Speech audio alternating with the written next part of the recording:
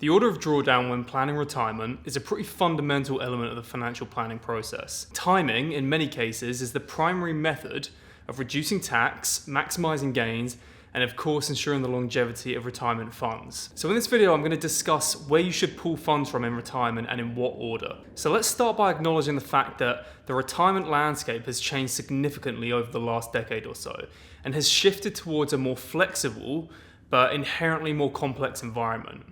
The days of defined benefit pensions is, for the most part, over, and fixed income products like annuities, while still having a place in many people's portfolios, are out of favour too. So while we used to be able to just replace employment income with other fixed income financial products, we now transition from fixed employment income to a pile of assets that you have to figure out how to draw down from. And that's why I think this is such an important video. So to start, let's talk about the aims of tax efficiency, that on the surface seem very obvious, but in reality has a lot more nuance and is where a huge amount of people trip up and cost themselves a lot of money. To help us demonstrate our point, we're going to use arguably the three most common assets that UK retirees draw down from. A private pension, let's say of 300 grand, and an ISA and general investment account, or in other words, an investment account that does not offer tax-free withdrawals like an ISA. Let's say 100 grand in each of these. Let's say we want to draw down 50k a year out of our portfolio, we're 60 years old, and as we're retiring pre-state pension age, our only other source of income is 5 grand a year generated from a rental property. So our aim is simple, right? We want to draw down the 50k and pay as little tax as possible on it. Well, yes and no. So let's start with our guaranteed income source of 5 grand. There's no flexibility on this. It's income, we get it, and we get it tax-free due to it falling within our annual personal allowance of £12,570, leaving us with £7,570 of personal allowance left in the tax year. Well, we've got a pretty big shortfall here. We still need to get 45 grand a year, so we're gonna have to turn to our assets. So what's the obvious move here? Well, why not just take the rest of the 45k from our ISA, completely tax-free? Or how about we take 50% of that out of our ISA and 50% we take as a tax-free lump sum from our pension pot. Remember, 25% of your pension pot, up to £268,275, can be taken completely tax-free. So in reality, what we actually have access to here is 4 sources of income. Once we split the pension pot into the tax-free amount of 75 grand and taxable amount of 225 grand. I mean, why not, right? It would be easy in a situation to feel like you've been maximally tax efficient because, well, you're paying no tax. But this is not the most tax efficient method of drawing down. In fact, drawing down income like this can cost you tens of thousands, sometimes much more, over the course of your retirement. So let's dig into this a little more. What do these 4 pots of money actually represent? Well, what we can do here is split these 4 sources of income into 2 separate groups, a taxable and non-taxable. Taxable being your GIA and taxable pension pot, and non-taxable being your ISA and 25% tax-free lump sum. Now our aim is not, or at least shouldn't be, to be as tax efficient in our drawdown this year. It should be to be as tax efficient as possible throughout our entire retirement. That is when huge tax savings can be made, can compound, and can provide you with a retirement that is so much more secure and flexible. So when we go back to drawdown from these pots, what we really want to do, as long as we can do so tax efficiently, is deplete these taxable sources of income first. And that doesn't necessarily mean you don't touch these tax-free sources of income, but pulling all of your income out of these non-taxable sources to pay no tax in your first handful of years of retirement certainly is not the correct approach in the vast majority of cases. So let's just make one more caveat before diving into our new approach. These are all accounts that house investments. Before someone starts questioning investment returns on each financial product here, we're going to assume that the same blend of assets exist in each of these sources of income. For simplicity's sake, and due to the fact that this is often materially the case once we begin the decumulation phase of your retirement planning. So our GIA will cause us to pay capital gains tax on any investment drawn down, and we have a 3 grand capital gains tax-free allowance that in our previous example we didn't use. So drawing down to make use of this allowance and paying no tax on a portion of our otherwise taxable income source is a pretty good idea. Now, capital gains are not eligible for tax-free treatment if it falls within your personal allowance, as the personal allowance applies to income liable for income tax, and capital gains is a different tax.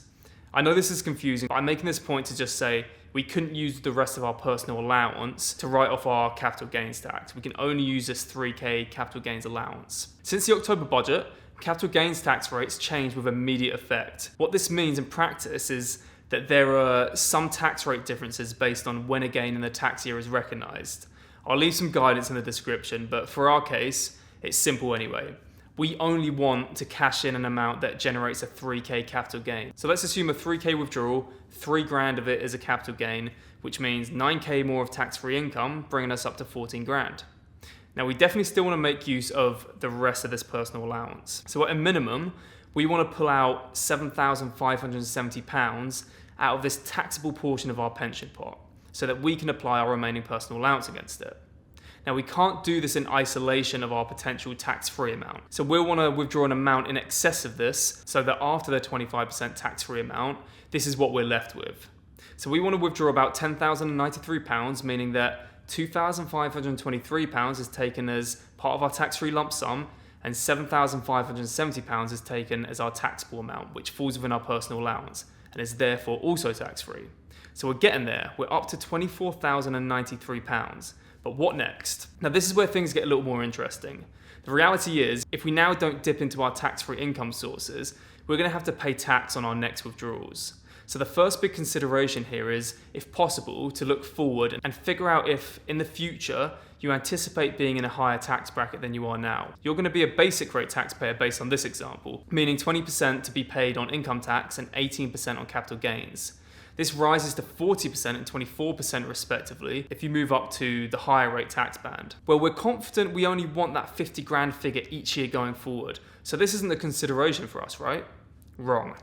We are currently just about a basic rate taxpayer, as you can see here. And what we really want when we say a 50 grand income is 50 grand worth of buying power. This means that in reality, we are going to have to withdraw 50k plus the annual rate of inflation each year in order to maintain this. So let's say an average 2% annual inflation, we'll cross over to the higher rate tax band next year. And each following year, that extra income we need to withdraw will be taxed at the higher rate. Why?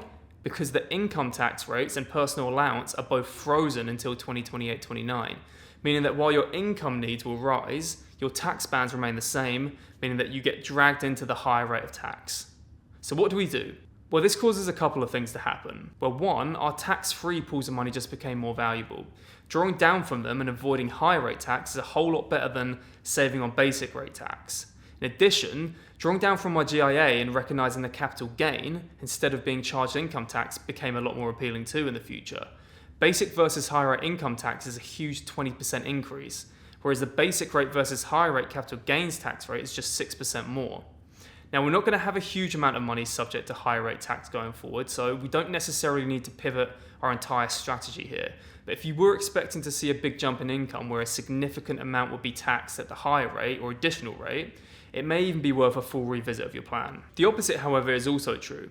If you're a higher rate taxpayer now and anticipate being a basic rate taxpayer in the future, taking more out of your ISA or 25% tax-free lump sum may be a better move. If in future years we anticipated our income dropping below the personal allowance, which of course just isn't likely, but using this to demonstrate a point, avoiding the 20% tax now and leaning more on our ISA may be the more tax-efficient route. But in our case, we decide that, look, we're definitely going to fall into the higher rate tax band going forward, meaning I definitely want to preserve our ISA as a fully tax-free source of income with no associated taxable element like our pension, and that GIA just became a little more useful going forwards in terms of maybe pulling excess funds out of it, even in excess of the tax-free 3k to pay 24% tax instead of 40%. So let's dip back into our pension and withdraw the remaining £25,907, meaning that we'd pull £6,477 tax-free, and we will pay 20% tax on the remaining £19,430. For £3,886 of tax on a total withdrawn amount of 50k. And as you can see, leaving a far healthier balance in our tax-free sources, particularly the ISA, to set ourselves up to deal with income needs, which would otherwise cause us to drift into higher rate taxation in future years. There are of course other factors that need to be considered when you hit the stage of potentially having to draw down some taxable income in a scenario like this. One thing we didn't talk about is the relationship between growth and taxation. What I mean by this is, all of these accounts will, provided market returns remain reasonably consistent, experience growth each year. So naturally, the larger balances will experience greater value increases, assuming the same growth rates. That means that there is inherent value in prioritizing preserving a larger balance in whatever account has the most generous tax benefits upon withdrawal. In this case, it's definitely your ISA due to there being no associated taxable element like there is with your pension, which is number 2, due to, of course, the 25% withdrawal tax-free amount, followed by your GIA, which has no additional tax benefit. In other words, you would much rather see a larger gain in your ISA account where no tax will be paid, compared to your GIA where, outside of the 3K allowance, gains are taxable. What has recently changed in terms of additional considerations, at least in an example like this, is how inheritance tax comes into play. Prior to the October budget, there was an added level of nuance to this process due to pensions being outside of the scope for inheritance tax purposes, meaning that, if possible, you would have wanted to maintain that pension pot as much as possible if you had an estate planning goal in addition to tax-efficient drawdown goals. Now pensions are treated exactly the same as your ISA and cash savings for inheritance tax purposes, meaning there is no additional value for inheritance tax purposes of maintaining your pension pot over other assets. Things obviously change when you start plugging more recurring income sources such as state pensions and defined benefit pensions, but the theory laid out in this video remains the same. The reality is you're very often not going to get this 100% right in terms of absolute maximum tax efficiency, because there's always going to be an element of predicting the future in terms of your income and income needs. But at minimum, having it in the back of your mind that utilising allowances that would otherwise go to waste, such as your personal allowance and capital gains allowance, to withdraw otherwise taxable income in order to preserve your valuable tax-free sources of income to, if nothing else, remain flexible with how you can structure your income in the future is normally a good idea. If you're interested in working with me directly, please reach out to the email in the description, and if you're not, consider signing up to my free newsletter where I'll be sending free resources such as simplified tax planning sheets to use for yourself, which you can also find in the description below. I touched briefly on the reasons to maintain tax advantage account value in this video, but a video I think will really help hammer home some of these points in more detail is one I recently made on reasons not to take your 25% tax-free lump sum. So if you're interested, please give it a watch. Anyway, I hope you found this useful. If you did, please consider dropping a like or subscribing, and I'll see you all in the next one.